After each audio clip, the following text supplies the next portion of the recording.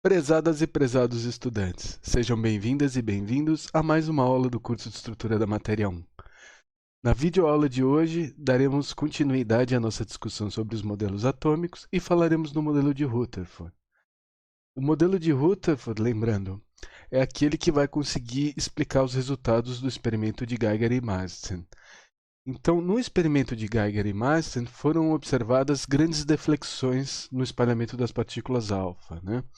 Então, vamos ver o que a gente tinha até então. No modelo de Thomson, a carga positiva era distribuída ao longo do átomo, né? Isso fazia com que a gente tivesse um potencial de espalhamento muito baixo, como a gente vai mostrar nas intensidades. Então, como os elétrons defletem, né, uma partícula alfa, que é muito mais massiva em pequenos ângulos, né, esse é o exercício proposto na videoaula anterior, para que a gente tenha uma deflexão a grande ângulo, a gente vai precisar duas coisas. A gente vai precisar que a gente tenha um potencial elevado, né, só que a gente sabe que para ter o potencial elevado, o átomo é neutro. Então a gente tem a quantidade de carga positiva que ele tem que ter. Então a consequência natural disso é, para ter um potencial elevado, né, é limitar a região do núcleo numa pequena região do espaço. E isso vai dar ideia ao modelo planetário, né? Lembrando sempre, né, como eu já mencionei, toda a parte de física nuclear e física de partículas é um método indireto, né? E aqui não vai ser diferente, né? A gente vai ter uma distribuição angular, né? Esse vai ser o objetivo do cálculo, e a gente vai inferir a propriedade do núcleo a partir da comparação das medidas com o nosso modelo. E o que é o modelo de Rutherford? É esse modelo planetário em que o núcleo tem um núcleo agora positivo que tem toda a sua massa concentrada. Então, o átomo, né, se eu pensar num elemento A, ele vai ter praticamente toda a sua massa A, com carga positiva Z+, né, que é um número atômico, e ele vai ter Z elétrons circundando isso, né? Então, os elétrons vão estar em órbitas circulares ou elípticas que são distantes do núcleo. A gente vai chegar aqui, através do modelo de Rutherford, que o núcleo tem dimensões da ordem de algumas dezenas de Fermi, né? Isso é femtometro, então 10 a menos 15, né? Enquanto a gente falava em angstroms para o tamanho do átomo, né? Que 10 a menos 10 metros. Então, essas órbitas seriam estáveis e os elétrons estariam em movimento, né? A gente vai ver depois que isso gera alguns problemas, mas não na videoaula de hoje. O que a gente vai fazer hoje é um cálculo, né? A gente quer justamente explicar a distribuição angular do espalhamento das partículas alfa. E para esse cálculo a gente vai utilizar duas ideias aqui, né? A primeira é que eu tenho uma colisão elástica, então eu vou ter conservação de energia cinética, e a segunda é que é uma força central que age entre as partículas. Uma força central é um tipo de força que depende só da distância. A gente vai utilizar a força eletromagnética, né? A lei de Coulomb. E com isso, a gente vai ter conservação de momento angular. A gente também vai fazer algumas aproximações, né? A gente vai aproximar que o alvo, né? Esse núcleo-alvo, ele é imóvel. Essa é a chamada aproximação da massa infinita. Depois a gente vai ver algumas correções para a questão da massa finita, isso que vai permitir diferenciar, né, o espectro do hidrogênio do espectro do deutério. A gente também vai considerar que o projeto e o alvo eles são suficientemente pequenos, né? Eu falei, esses núcleos têm da ordem de femtometros, né? Então vou considerar a interação entre dois corpos pontuais. Vou considerar só essa força eletrostática repulsiva, não vou considerar que as esferas, né, esses corpos pontuais, eles se penetram, né? Então são dois pontos, eles não vão nem se tocar, né? A ideia é essa. E eu vou considerar o regime não relativístico. Isso é válido porque as velocidades que eu vou estar falando aqui são da ordem de 5% a velocidade da luz, então isso não é ainda, não tem um fator de Lorentz tão grande. Então é uma boa aproximação considerar velocidades não relativísticas. Então tá, esse aqui é a ideia central. Eu vou me ater um tempo aqui porque é importante a gente compreender bem quais são os parâmetros que a gente está falando e como é que é o comportamento dessa interação, né? Então eu vou primeiro falar dessa parte dessa figura e depois eu vou falar dessa outra figura, né? E eu vou tentar definir aqui as duas grandezas, né?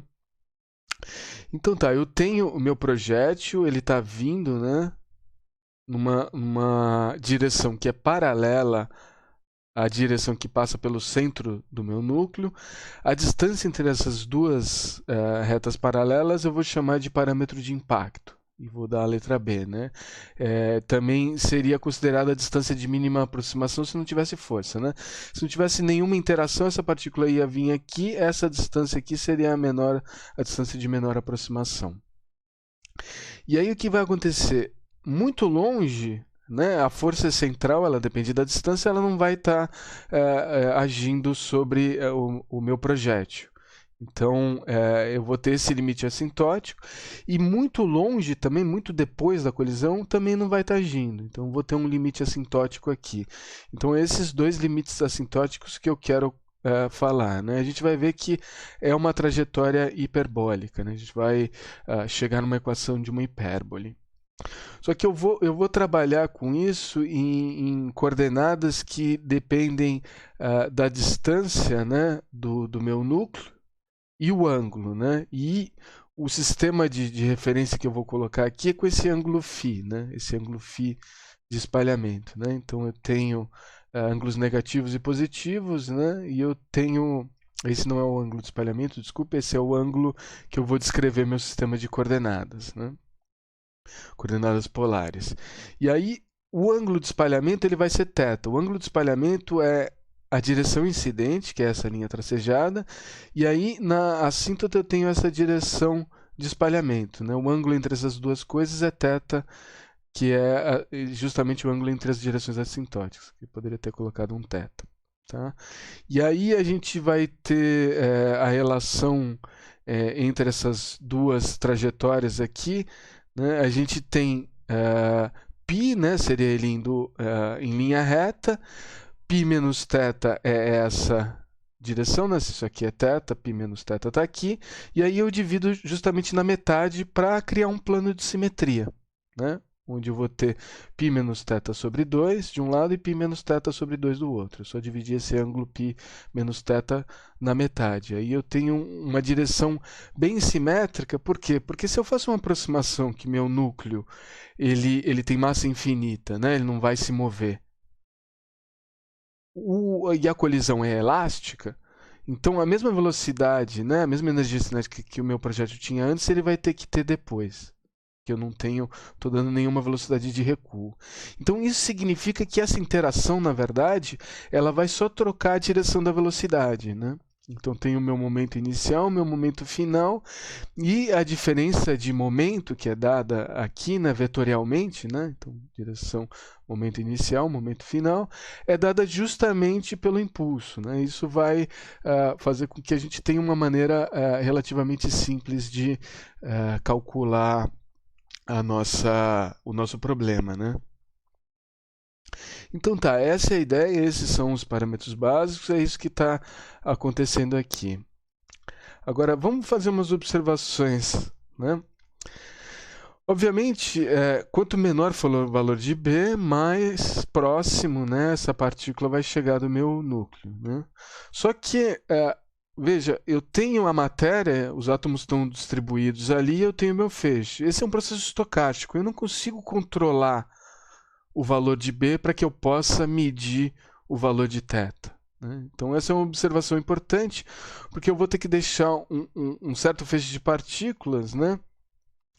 E aí ela vai ter essa seção de choque, né, que a gente pode relacionar em torno do núcleo, e essa seção de choque, né, se ela estiver dentro dessa circunferência determinada por π b ao quadrado, ela vai ser espalhada no ângulo θ, se for B, mas se ela tiver menor, né, se ela tiver uma proximidade maior do núcleo, ela vai ser espalhada num ângulo ainda maior, né? Então, quanto menor o B, né, maior é o ângulo θ, né? Vocês podem imaginar porque a força eletrostática vai ser maior e a deflexão vai ser maior. Como eu não tenho controle, eu vou só saber que para um círculo que eu fizer, né, em torno do núcleo com esse valor de parâmetro de impacto, o meu espalhamento tem que ser maior ou igual a θ.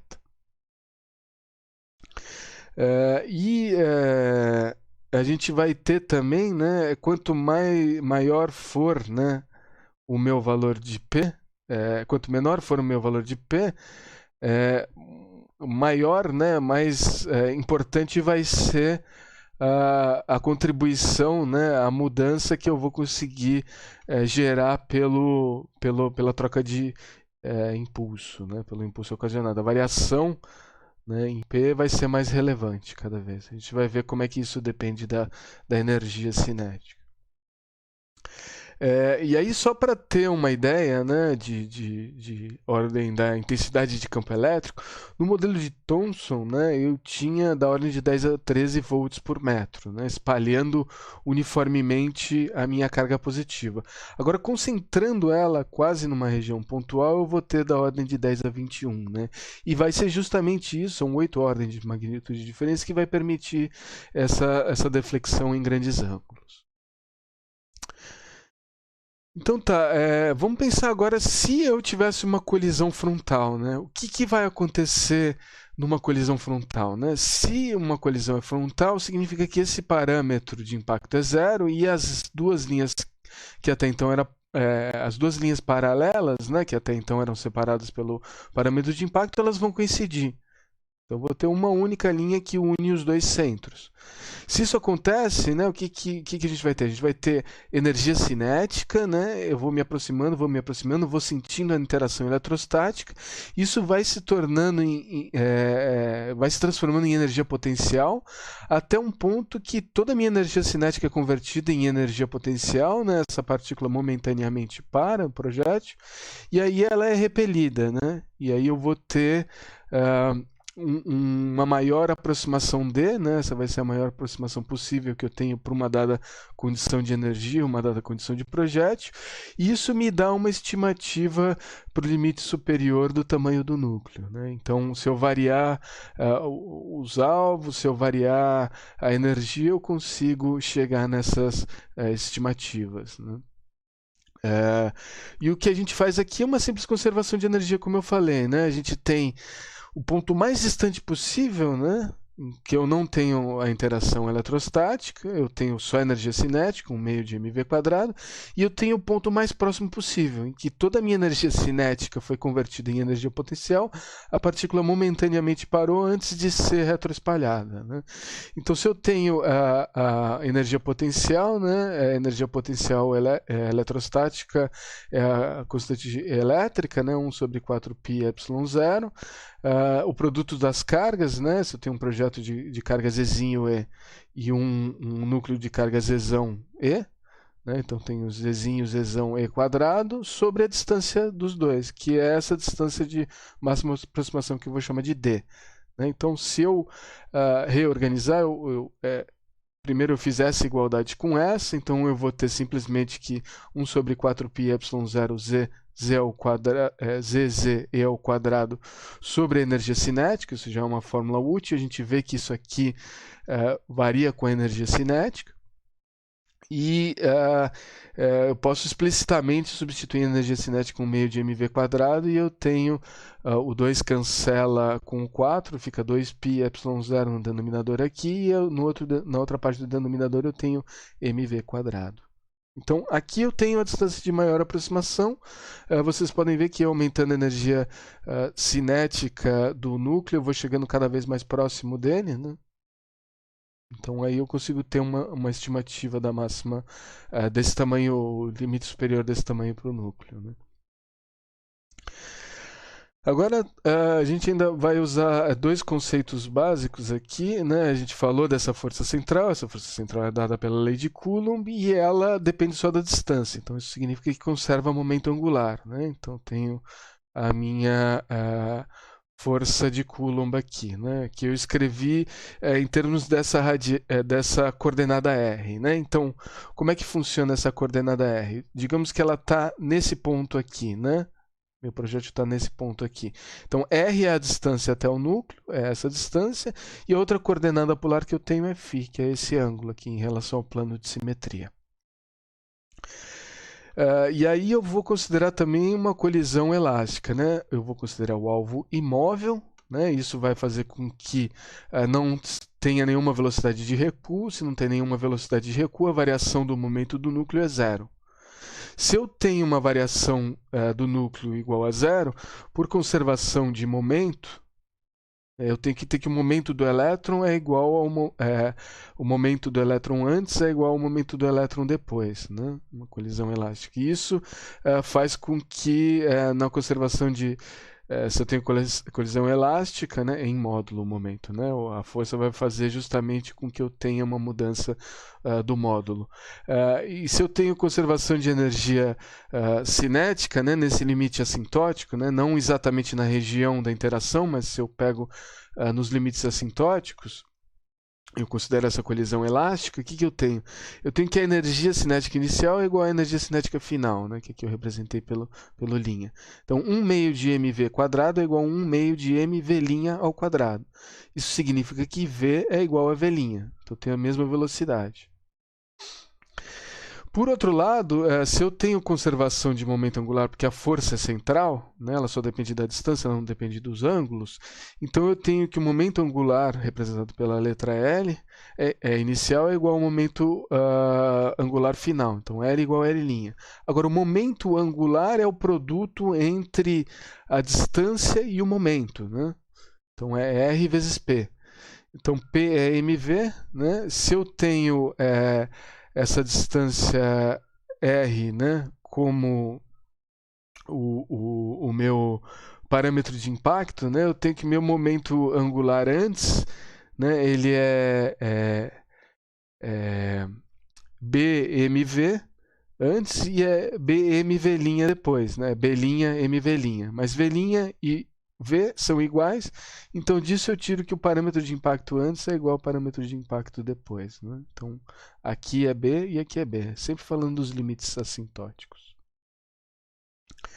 Então tá, isso que a gente tem em relação à maneira geral. O que a gente vai proceder aqui é ao cálculo dessa trajetória hiperbólica, né?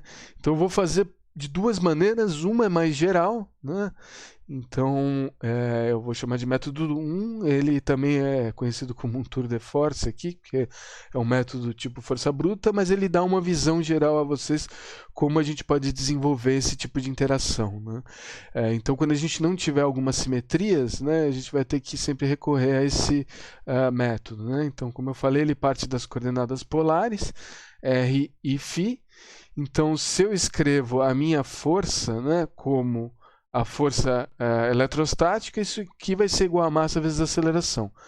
A aceleração em coordenadas polares ela é derivada segunda, né, em relação ao tempo da coordenada R, menos R vezes a derivada em relação ao tempo do ângulo, né?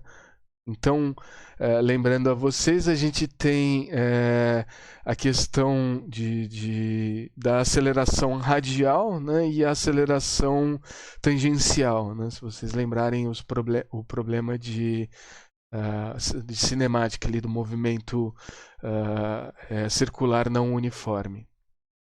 Então, eu tenho essas duas componentes de aceleração.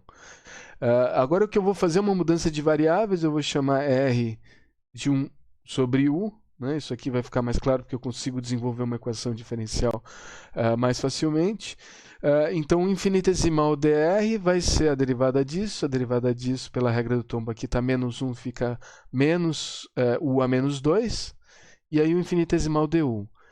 Então, a minha componente de momento angular vai ser mr vezes v.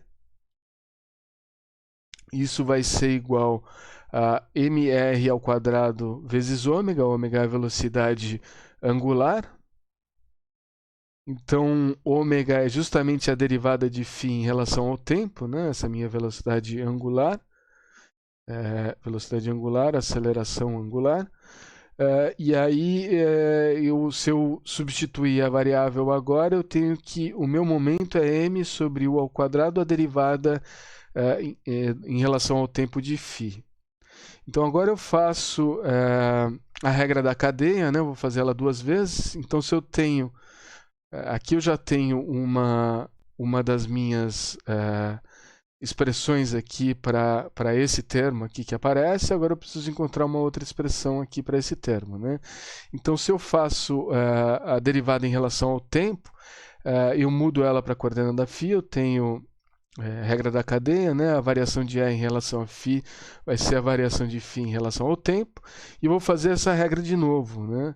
Agora a regra da cadeia em relação a R para introduzir a minha variável U, né? Então a variação de R em relação à variação de U vai ser a variação de U em relação à variação de φ, que vai ser a variação de φ em relação ao tempo. Então a primeira relação, né, a gente tem daqui, que é menos 1 sobre u quadrado, né, que é o primeiro termo. Aí a gente tem esse termo que é a derivada de u em relação a φ, e a derivada de φ em relação ao tempo, né, vai ser L vezes u quadrado dividido por m, né, que é desse cálculo aqui. E aí a gente tem u quadrado cancelando com u quadrado, a gente tem que isso aqui é igual a menos L sobre m, a derivada em 1 em relação a φ. Né? Agora a gente vai fazer a segunda derivada para obter esse termo. Então a segunda derivada eu tenho que derivar novamente em relação ao tempo essa derivada da posição em relação ao tempo, né? Então se eu fizer aqui as mudanças, a regra da cadeia, né? Eu tenho que a derivada em relação ao tempo eu posso substituir pela derivada em φ em relação ao tempo da derivada em φ da minha derivada de R em relação ao tempo, né? E essa derivada de R em relação ao tempo é esse resultado aqui. Então ele aparece em parênteses aqui. E aí eu tenho o que? Eu tenho esse termo da derivada em relação ao tempo, que nem apareceu aqui, que eu tirei dessa relação, né? É L u quadrado sobre m, né? O primeiro termo. E aí essa derivada em relação a φ, né? Ela não afeta, né? O momento angular e a massa são termos constantes em relação a essa derivada, então eu vou ter que isso aqui é menos, aí L vezes L, L quadrado, U quadrado, M vezes M, M quadrado. E a derivada de segunda ordem de 1 em relação a φ. Então é isso que eu tenho para a minha segunda derivada. Então o que eu vou fazer? Eu vou escrever esse termo que tem esse resultado aqui. Eu vou escrever esse termo aqui, que é menos R é 1 sobre U, e a derivada de φ em relação ao tempo ao quadrado. A derivada de φ em relação ao tempo a gente encontrou que é L U sobre M ao quadrado, né? E aí, sobre M, né? E isso vai estar ao quadrado aqui. Então tem só conferir alguns quadrados aqui que sobraram. E isso vai ser igual à minha força, a força eletrostática dividida pela massa, né? E aí eu só substituir R quadrado por U quadrado. Então vou reorganizar essa minha expressão, né, para ter esse termo explícito aqui. Então se eu tenho esse termo explícito, né, vejam, eu tenho o quadrado aqui, né, e aí eu tenho o termo, né, u à quarta aqui, dividido por u ao cubo, né? Então se eu cancelar eles, eu vou ficar com essa derivada de segunda ordem, um termo em u, e aí aqui não vai aparecer nenhum termo em u, né, que é esse termo. Eu passei o sinal para lá, eu já tinha 1 sobre 4πε0 aqui, eu passei o L quadrado dividindo, né? Aqui era só L dividindo, vai ser o L quadrado, e aqui era só M, né? Sobraram esses quadrados, me perdoem. E aí eu vou passar esse termo M quadrado multiplicando, que cancela com M, e aparece um termo M aqui. Aí o Z, Zzinho, Zzão, E quadrado estão aqui. Daí eu tenho essa equação que eu posso ainda substituir, né, o L, né? O L vai ser constante, então o L é mvb, então tudo isso ao quadrado. E aí eu vou ter aqui cancelando o termo de massa, aqui também faltou cancelar o termo de massa, me perdoem, eu vou ter só a massa no denominador. E aí massa v quadrado b ao quadrado, né? Só que isso aqui eu posso usar justamente aquela distância de maior aproximação que vai faltar, vai ficar sobrando só um termo 2b quadrado, né? Lembra, tinha energia cinética aqui no denominador, né? E esse termo todo aqui. Então, a minha equação diferencial de segunda ordem fica a derivada segunda em relação ao ângulo φ de u mais a u igual a uma constante. Então tá, como é que é a solução disso? A solução geral, né, que derivada segunda mais ela mesmo vai dar igual a alguma coisa? É função trigonométrica, tipo seno e cosseno, né? Então eu tenho uma função u que é a cosseno de φ mais b seno de φ e a constante que eu tinha que igualar para ter a minha solução, né? Se vocês substituírem essa fórmula lá, vocês vão ver que ela é uma solução geral. Aí, para obter a solução particular desse problema, eu preciso verificar as condições iniciais. Então, as condições iniciais, a gente tem, né, um r muito distante, né, a gente tem a velocidade igual a menos v, eu estou considerando essa velocidade de aproximação, ela vai diminuindo o valor de r, por isso que ela é negativa, né, porque as duas coisas estão se aproximando. Então, se eu colocar esses valores lá, o que eu tenho é a minha função u, que é o inverso de r, vai ser zero. E aí eu tenho a cosseno de zero mais um b seno de zero menos o termo constante, né? Então, o seno de zero é zero, o cosseno de zero é 1. Isso vai me fazer com que eu ache que o a é d sobre 2 vezes b ao quadrado. Então eu achei já um dos termos. Agora eu preciso achar o outro termo para ter a solução particular. Então eu vou fazer esse termo fazendo a derivada de r em relação a t e igualando isso no t0, né, que é a minha velocidade inicial. Então se eu pegar o resultado, né, da função que eu tinha obtido anteriormente para a derivada, usando a regra da cadeia, eu tenho que isso é menos L sobre M, a derivada de U em relação a φ, que eu tenho que avaliar no tempo t0. E a derivada de U em relação a φ, né, eu tenho as constantes, menos L sobre M, o cosseno vira menos seno e o seno vira cosseno, né? A derivada disso aqui não depende explicitamente do tempo, então ela é zero. E aí isso aqui avaliado no tempo t0, eu vou ter que o seno de 0 é 0, o cosseno de 0 é 1. Então eu vou ter menos L sobre M vezes B, e isso é igual a menos V. E aí B, então, vai ser igual, os menos se cancelam, vai ser igual a mv sobre L. O L é mvb, então eu tenho mv dividido por mvb, então o B maiúsculo é 1 sobre B minúsculo. Então essa é a cara da minha solução particular em termos de U, né, onde eu substituo os valores de A e B. E se eu substituo U, eu tenho essa condição aqui, que é 1 sobre R, né, 1 sobre B, seno de φ, mais D sobre 2B, e aqui eu agrupei, né, eu tenho cosseno de φ menos 1. Então essa é a relação da minha trajetória, que me dá uma trajetória hiperbólica. Agora, em questão do ângulo de espalhamento, se a gente faz uma distância muito grande e toma, né, o ângulo θ como o π menos φ, daí a gente calcula qual que vai ser esse meu ângulo de espalhamento, né? E eu vou substituir esses valores novamente aqui na minha expressão. Então eu vou ter 0, né? O r vai infinito, 1 sobre b seno de π menos θ, mais d sobre 2b quadrado, cosseno de π menos θ, mais 1. Né? Então, eu vou ter 1b seno de θ, menos d sobre 2b quadrado, cosseno de θ, mais 1. Né? Aqui era menos, né? Depois eu coloco o menos explícito, porque cosseno de π menos θ é menos cosseno de θ. E aí, dessa expressão aqui, né, eu consigo escrever o que? Eu uso essa relação aqui, 1/2 de seno de θ vai ser igual a seno de θ sobre 2 cosseno de θ sobre 2. Né, e isso vai ser d. Então, isso aqui era igual a 0. Né? Então, eu cancelei o b com o b quadrado, né? Ficou só sobre b, d sobre b. E aí eu fiz 1/2 vezes seno de θ. Né? E isso é igual a essa relação aqui.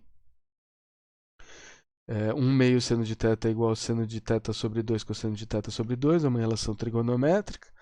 E isso vai ser igual a o d sobre 2b, que aí tem 1/2 multiplicando, então fica d sobre 4b.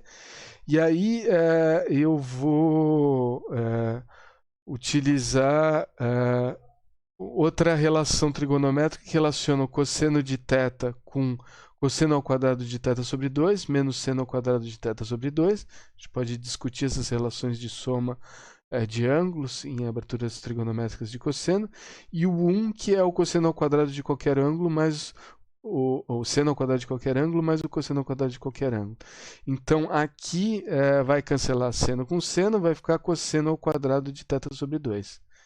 E aí eu vou ter que 2b sobre d, eu vou comparar essa relação com essa relação, ela vai ser, estou multiplicando em cruz, né? Aqui tinha um cosseno θ que eu cancelo com o quadrado aqui, eu vou ter cosseno θ sobre 2 no numerador e seno de θ no denominador. Isso é a cotangente de θ sobre 2, e aqui me dá mais uma relação do parâmetro de impacto, a distância de maior aproximação com o ângulo de espalhamento. Então, esse é o método 1 que a gente utilizou para obter essa solução. A gente pode pensar no segundo método, que é bem mais simples, né? Mas ele envolve alguma simetria que nem sempre a gente tem disponível. Né? A gente pode usar a lei dos senos, né? Então, vocês têm que voltar naquela figura que relaciona os momentos e o vetor de diferença de momentos. Então, eu tenho, naqueles triângulos, eu tenho que a variação de momento sobre o seno de θ vai ser, pode ser escrita dessa forma, né? mv sobre o seno de π menos θ sobre 2. Então, o que a gente vai ter daqui é que esse seno de θ, a gente pode abrir em 2 vezes seno de θ sobre 2 cosseno de θ sobre 2, e o seno de π menos θ sobre 2 é o mesmo que o cosseno de θ sobre 2. O próximo passo, então, aqui a gente conseguiu uma relação, né, entre diferença de momento, que vai ser mv, 2 vezes seno de θ sobre 2, né? Uma vez que os cossenos de θ sobre 2 se cancelam. E é justamente isso que aparece aqui, só que o impulso eu posso calcular também como a integral da força, né, em relação ao tempo. Então eu tenho força vezes o cosseno de φ, né, que é a projeção da força na direção específica, vai ser integrada em relação ao tempo. Né? Então, para fazer uma substituição de variável aqui, eu vou fazer aquela relação de dt sobre dφ e integrar agora em relação a φ. Então, se eu utilizo a regra do momento angular ali, que a gente tinha encontrado, né? O momento angular era L mvb, isso é igual a mr quadrado ômega, né? E o ômega era dφ dt. Eu vou ter que o dt dφ, né? Vai ser cancela a massa aqui, vai ser r quadrado sobre vb, né? Nessa multiplicação em cruz aqui. Então, vou inserir esse elemento ali na minha conta, né? Então, eu tinha 2mv seno de θ sobre 2, eu vou ter um vb dividindo, que eu passei multiplicando para esse lado, então fiquei com v quadrado sobre b. E aí eu vou ter 1 sobre o 4π epsilon 0, z zão e ao quadrado, né? Essa é a minha componente de força, e a minha componente de força estaria dividida por r quadrado, que cancela com r quadrado aqui. Então eu tenho agora só a integral de um cosseno de φ, um limite bem definido, né? A integral de um cosseno vai ser um seno, eu tenho que avaliar nesses ângulos, né? E se vocês avaliarem nesses ângulos, vocês vão achar que isso é o cosseno de θ sobre 2. E aqui, né, então se eu manipular um pouco os resultados, eu tenho 2, eu tenho 2, eu tenho novamente que usar aquela fórmula que eu achei para o D, né, que é exatamente isso aqui dividido por mv quadrado, né? Então eu vou ter o D aqui, que eu posso passar dividindo, então eu tenho 2 vezes B, o D. E aqui eu fiquei com cosseno de θ sobre 2 dividido por seno de θ sobre 2. Eu tenho novamente a cotangente de θ sobre 2. E esse é o segundo método para achar essa relação do ângulo de espalhamento com os parâmetros relevantes. Eu sei que já foi bastante denso e bastante cálculo até aqui, me perdoem as correções que eu preciso fazer. E agora a gente tem que calcular, só para finalizar essa discussão, a seção de choque. Eu falei para vocês que esse é justamente um dos eventos, um dos únicos eventos, né, o único, que além do efeito fotoelétrico lá que a gente discutiu, que a gente vai calcular explicitamente as seções de choque. Então, vamos imaginar que no meu alvo eu tenho o número de centros espalhadores que é dado pela espessura dele vezes a densidade, né, ρ vezes d. Então tem um número n de centros, eu tenho um número n de partículas incidindo, né? E aí eu tenho um ângulo sólido, né, 2π seno de θ dθ, que está delimitando essa minha região angular. A pergunta é quantas partículas são espalhadas, né, nessa condição aí. Então, meu número dn, né, da variação do número de partículas, as partículas espalhadas, né, ele vai ser essa variação da minha seção de choque, né, vai ser, na verdade, o valor da minha seção de choque vezes o número de partículas que incidem vezes o número de centros espalhadores, né? Isso que a gente tinha chegado lá na condição do efeito fotoelétrico, né, para a seção de choque. Só que agora eu vou variar isso aqui com ângulo sólido para deixar justamente livre a minha opção de θ, né? Então eu vou escrever uma distribuição angular em relação ao θ, é isso que eu quero fazer aqui. E essa distribuição angular está justamente conectada com o número de partículas incidentes e a probabilidade dela ser espalhada dado um certo parâmetro de impacto. E aí essa probabilidade, né, vai estar relacionada aí com o próprio parâmetro de impacto, né, e 2π, esse círculo que ele define, né? Então, o que eu vou usar depois, né, de chegar nessa relação, a gente pode discutir isso um pouco mais de calma, eu sei que está numa certa velocidade. O que a gente pode fazer depois é substituir o resultado que a gente encontrou, né, 2b sobre d, é a cotangente de metade do ângulo de espalhamento, né? Então a gente consegue escrever, né, essa variação de b, e aqui tem que fazer a derivada para chegar nesse resultado, né, do infinitesimal, mas a gente fica com menos d sobre 2, que é 1 sobre seno ao quadrado θ sobre 2 do dθ sobre 2. E aí, finalmente, a gente vai conseguir escrever esse termo b db, né, que é a multiplicação disso aqui por isso aqui, né? Então, o b eu passo o d sobre 2 dividindo, né? E aí eu chego no seguinte resultado, né? Eu tenho d aqui e d aqui, então tenho d quadrado, eu tenho um menos aqui, eu tenho um fator 1 sobre 2 aqui, um fator 1 sobre 2 aqui, um fator 1 sobre 2 aqui, eu tenho um oitavo, e aí finalmente eu tenho o cosseno de θ sobre 2, que estava aqui no numerador, e aqui dividido por seno de θ sobre 2, que multiplicado por um seno ao quadrado de θ sobre 2 dá seno ao cubo. E aí a gente pode mais uma vez usar as relações, né, de seno e cosseno, essas relações trigonométricas. Eu vou apresentá-las no encontro síncrono, para isso ficar um pouco mais melhor, de melhor compreensão, a gente pode escrever isso aqui como um seno de θ, e aí aparece dividido por um seno de θ sobre 2, né? 2 seno de θ sobre 2. E aí, aquele fator 8 vira 16, o seno passa a quarta e eu tenho isso em relação a θ. Agora, para finalizar essa questão, né, eu tenho o meu ângulo sólido, né, que é 2π seno de θ dθ. Então, eu vou substituir o seno de θ dθ aqui, né, nessa relação. E aí isso vai sobrar, né, o termo 2π já estava aqui, e vai sobrar um d quadrado sobre 16, 1 sobre seno a quarta de θ sobre 2.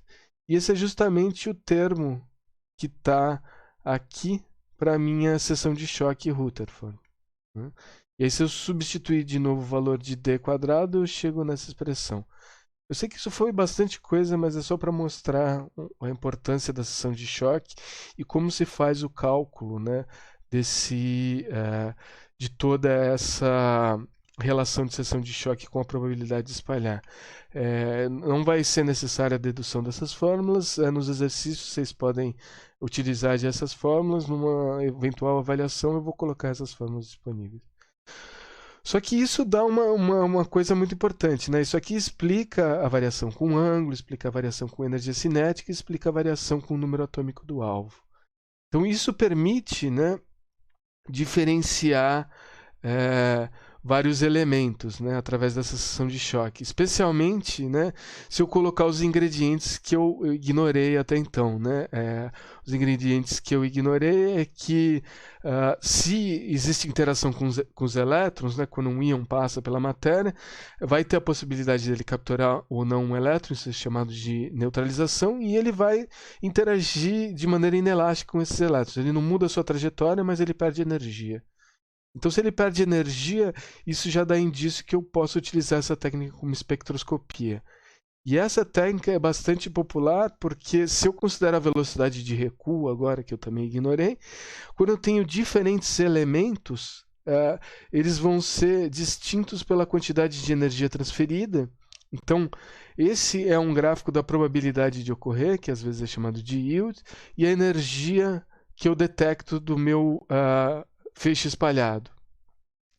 Isso vai distinguir claramente os elementos, né? Porque pela velocidade de recuo, que é um fator que eu ignorei, a quantidade e espessura deles vai produzir colisões inelásticas que fazem com que eles percam mais energia, eles tenham formas diferentes. Então, isso aqui eu estou considerando um carbono fino e espesso, né? Um alvo de carbono fino e espesso, um alvo de silício fino e espesso, um alvo de ouro fino e espesso. E a proporção entre os picos me dá a relação entre estequiometria. Então, essa é uma técnica que é muito utilizada na indústria, especialmente na qualidade de dopagem dos semicondutores, né, como controle de qualidade. Porque isso aqui já dá muito claramente a relação estequiométrica, né, a profundidade que está o meu dopante, né? Então, isso é muito importante aí, na área de semicondutores dopados. Mas não só isso, né? Se a gente estuda com mais afinco, né? E essa é uma das áreas que eu trabalho, esse espalhamento, né? Só para dar um exemplo, né? Esse é um artigo publicado esse ano até. A gente consegue caracterizar o material em termos da sua nanoestrutura, né? Então esse foi um trabalho que a gente fez para nanoestruturas. Aqui é um mapa, né? Chamado um mapa de calor também. Tem o ângulo de espalhamento, a energia espalhada, a gente consegue distinguir os elementos, oxigênio, silício, cálcio. E aqui a gente conseguiu reproduzir através de uma simulação, né? A gente, com um grupo de pesquisa, tanto aqui quanto em Porto Alegre, eu trabalhei bastante com essas simulações, que a gente consegue caracterizar nanoestruturas. Então aqui a gente considerou nanopartículas de cálcio aqui, sobre o meu alvo, e a gente consegue descrevê-las muito bem, até o formato, se ela é mais arredondada, se ela está enterrada, se ela está mais na superfície. Então é uma técnica muito poderosa para caracterizar a nanoestruturação de materiais. Então isso tudo vem dessa seção de choque Rutherford, e claro, eu tenho que considerar outros eventos aqui que eu ignorei, como eu mencionei para vocês. Então tá, para finalizar, eu sei que essa aula foi bastante densa, eu deixo como exercício proposto, e esse é o tipo de exercício que a gente vai trabalhar aqui. Eu tenho um feixe de partícula alfa com essa energia, ela é espalhada num ângulo de 60 graus, né, atravessar uma folha de ouro, e quero que você calcule a distância de maior aproximação para uma colisão frontal e o parâmetro de impacto que corresponderia a um espalhamento de 60 graus. É isso que a gente tinha para dizer do modelo de Rutherford. Depois a gente vai ver por que ele não vai ser suficiente para explicar tudo que a gente sabe sobre os espectros. Bom, era isso que eu tinha para falar aqui. Eu vejo vocês numa próxima videoaula.